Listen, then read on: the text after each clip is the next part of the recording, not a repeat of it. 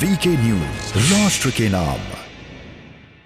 राजकुमार वेरका जी हमारे साथ हैं, बात करते हैं। सर, जिस तरह प्रेस कॉन्फ्रेंस की और जो मुद्दा उठाया आपने कि एक दलित चेहरे को दबाने की और पंजाब के दलितों को दबाने की कोशिश की जा रही, क्या कहेंगे सर? देखिए, मुझे लगता है कि जिस तरीके से डराने धमकाने की कोशिश की गई है, ये निंदनीय है।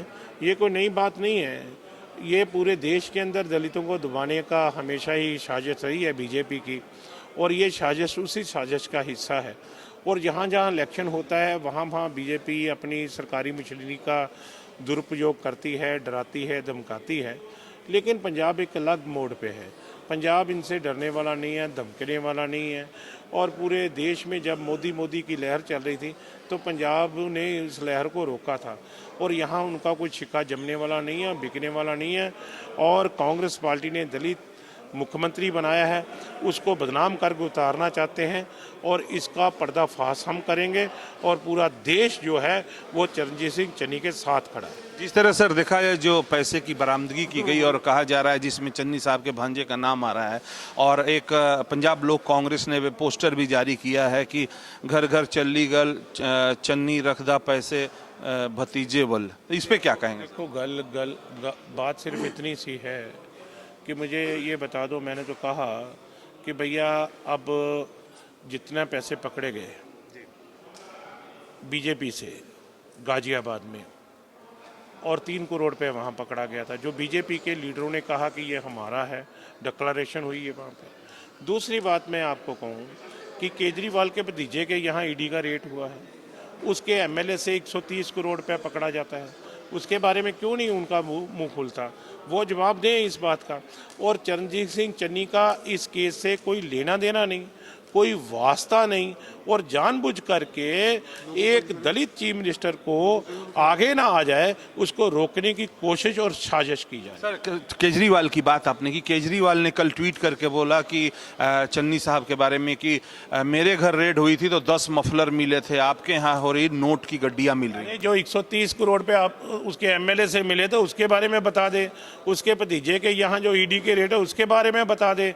तो मैंने आपको ये कहा कि वो छुपा करके जो माल रखा है ना, वो सब लोग जानते हैं इस बात को। लेकिन मैं आपको सीधा कह रहा हूं कि चरणजीत सिंह चन्नी का इस केस से कोई संबंध नहीं, बदनाम करना बंद करो। आखिरी सवाल है एक आपसे कि जिस तरह से हमलावर है बीजेपी, ईडी, केंद्र सरकार, कैसे चुनाव लड़ेंगे? क्योंकि कल इमोशनल यहाँ पर इसी जगह पे कल सीएम ने भी इमोशनल बातें कही कि बाह मरोड़ कर पंजाब की सत्ता हासिल करने की कोशिश बीजेपी कर रही, क्या कहेंगे?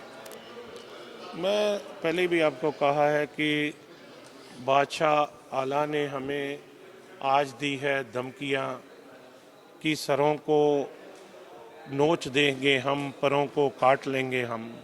हमारे पर क्या काटेंगी वो जालम तेरी कंचियाँ? हम परों से थोड़ी, हौसलों से उठते हैं।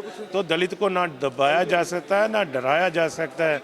ना हम डरेंगे, ना झुकेंगे। ना डरेंगे, ना दबेंगे, लड़ेंगे। लड़ेंगे, बिल्कुल लड़ेंगे। तो ये राजकुमार वेरका थे, इनका कहना है कि ना दबेंगे, ना डरेंगे, हम लड़ेंगे। जिस तरह से चरणजीत सिंह चन्नी को लेकर बीजेपी, आम आदमी पार्टी हमलावर है, और इसको लेकर ये कहा जा रहा है कि जिस तरह से पंजाब में इलीगल माइनिंग को लेकर पंजाब सरकार और चरणजीत सिंह चन्नी पर हमले किए जा रहे हैं, ये बेहद ही एक घटिया राजनीति की जा रही है बीजेपी के द्वारा। ये कहना है राजकुमार वेरका का, और उनका कहना है कि जिस तरह से पहला दलित सीएम कांग्रेस ने दिया है पंजाब में या पूरे देश में, उसको भी लेकर ये चर्चा है, और वे चाहते हैं कि इसी के तहत इन चन्नी साहब को बदनाम करके और पंजाब की सत्ता हासिल की जाए, लेकिन ऐसा होने वाला नहीं है। चंडीगढ़ से कैमरामैन विनोद प्रकाश के साथ ओम प्रकाश राय, वीके न्यूज। ये है ड्रीम मीडिया नेटवर्क, और आप देख रहे हैं देश का पहला 24/7 digital news channel VK news, राष्ट्र के नाम।